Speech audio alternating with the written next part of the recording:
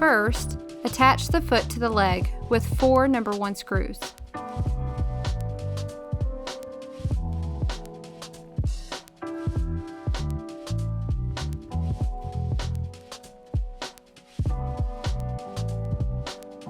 Repeat with the other leg and foot, making sure the rounded edge faces out and the holes for the crossbeam are close to the top.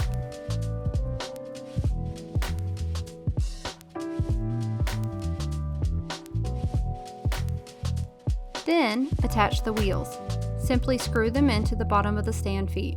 There are 2 wheels for each foot. Attach the crossbeam, D, to the legs, F, with 8 number 1 screws, 4 for each leg. Here, you will need to use the tubular screw guide, L, to keep the number 1 screws from dropping down the leg when you attach the crossbeam to the leg.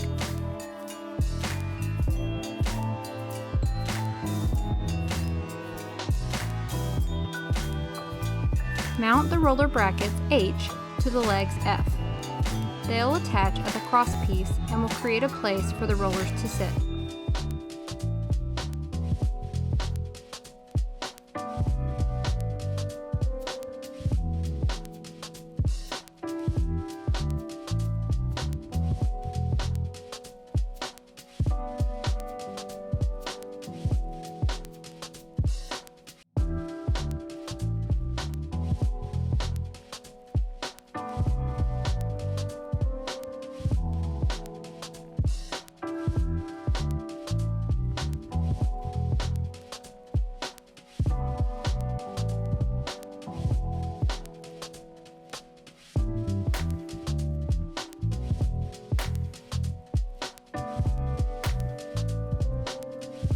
Use 4 number 2 screws, 2 on each side, to attach the roller brackets to the stand leg.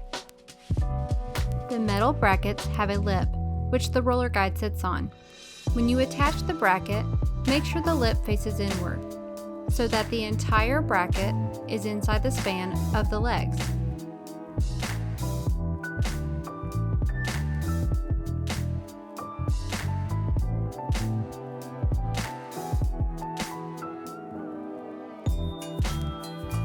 Attach the mounting bracket E to the top of the leg, F. This is where you will mount your SC2 cutter.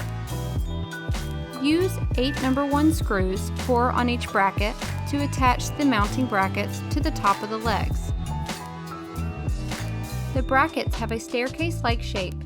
You will screw the lower stair to the stand leg and will attach your cutter to the upper stair at a later step.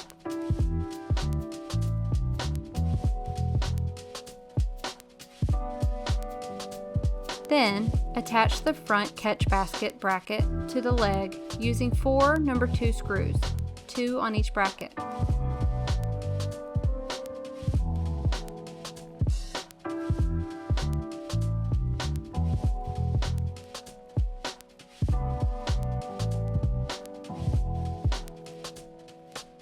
Okay, after we assemble the stand, I can just quickly show you when the brackets are installed.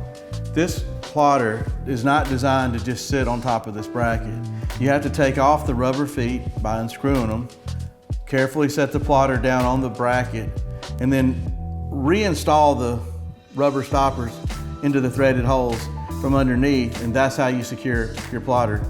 Okay, this is our catch basket, and it's got some little areas here to thread the rods through, which we'll do really quick. Rod number 1 pushing through, and then we do rod number 2.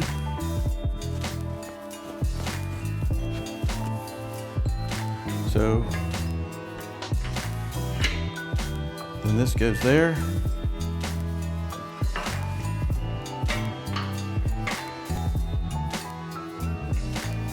Okay, our last step is to take our rollers and position them in the roll section. See how they roll and they don't move? You do the same thing here. There's a groove, and then that's where you put your film, and that's the stand is now complete. Now once you got the plotter lined up and all the holes are lined up, then you put the stoppers rubber stoppers back in.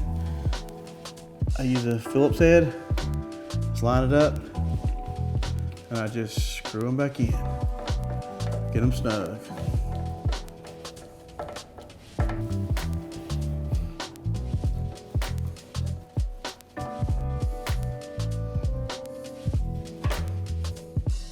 Okay, after we assemble the plotter and the stand, there's two more items we need to address before we're ready to begin starting to cut, okay?